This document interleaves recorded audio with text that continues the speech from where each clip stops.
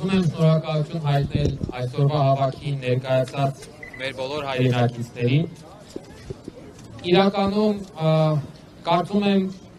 առիթը եւ բովանդակությունը այս հավաքի այնպիսին է, որ միանշանակ շատ ավելի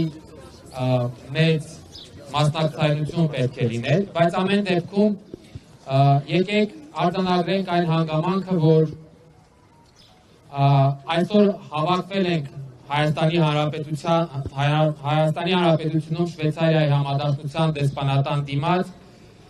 նախ եւ առաջ մեր շնորհակալությունը հղելու Շվեյցարիայի խորհրդարանի ստորին պալատի, ազգային խորհրդի բոլոր այն անդամներին, որոնք որ դեռևս 2024 թվականի դեկտեմբերին ընդունել են բանաձև, որը կոչվում է Խաղաղության համաժողով Լեռնային Ղարաբաղի համար, եւ որի հիմնական ուղերձը այն է, որ Շվեյցարիայի խորհրդարանի ստորին պալատը համաձայն չէ այն ամենի հետ, ինչ կատարվել է Արցախի ժողովրդի հետ, եւ գտնում է, որ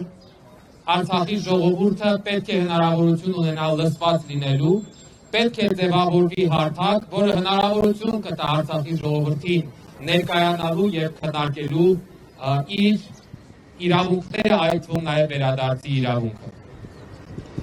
Գիտեք, սա շատ կարևոր նշանակալի քայլ է եւ ինձ համար անձամբ որևէ ձևով տարօրինակ չէ, որ այդ քայլը հենց նախաձեռնվել է եւ իրականացվել է Շվեյցարիայի նման պետության կողմից, որովհետեւ տարիներով, չեմ սխալվի, դարերով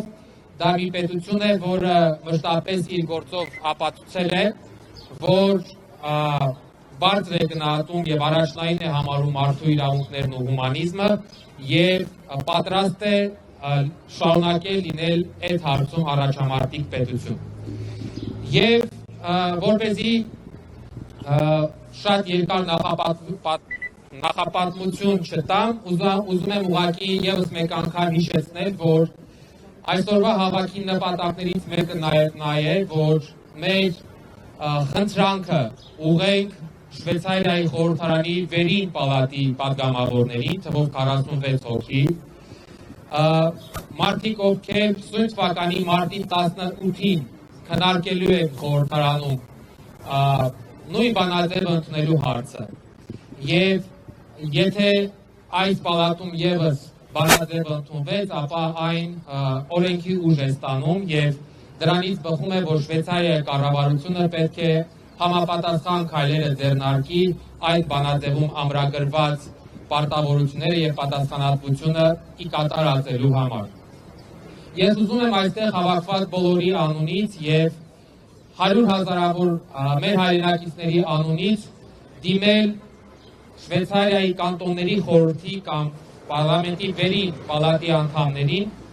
եւ ասել, որ ստորին պալատի կողմից ընդունված բանաձևը մեր ժողովրդի համար որպես հույսի եւ լույսի շող է։ Եվ մենք ուզում ենք, մենք խնդրում ենք, որ վերին պալատը ևս հավատարիմ մնա մարդու իրավունքների հումանիզմի գաղափարներին եւ ևս կանաչ լույս վառի այդ բանաձևի համար։ Կանգնի, ինչպես ասում են, պատմության ճիշտ կողմում եւ իր քայլով ևս մեկ անգամ ապացուցի, որ Շվեյցարիայի նման պետությունը հարց չէ տեղի ունեցողի հետ, հարց չէ 150,000 անձանց բռնի տեղահանության, էթնիկ զտման, նրանց պատմական մշակութային ժառանգության ոչնչացման, նրանց հայրենազրկման հանգամանքի եւ իրավիճակի հետ։ Եվ ոչ միայն հարց չէ, այլ նաեւ պատրաստ է ստանձնել պատասխանատվություն այդ անձանց իրավունքները պաշտպանելու համար։ Մենք այսօր մեր հավաքի վերջում նաեւ նամակ ենք փոխանցելու, որը ուղղված է լինելու Շվեյցարիայի արտաքին գործերի նախարարին, որը ըստ էության ևս խնդրանք է պարունակում կառավարության դիրքորոշումը հօգուտ այդ բանաձևի արտահայտելու եւ հօգուտ մարդկանց խախտված իրավունքների վերականգնման արտահայտելու։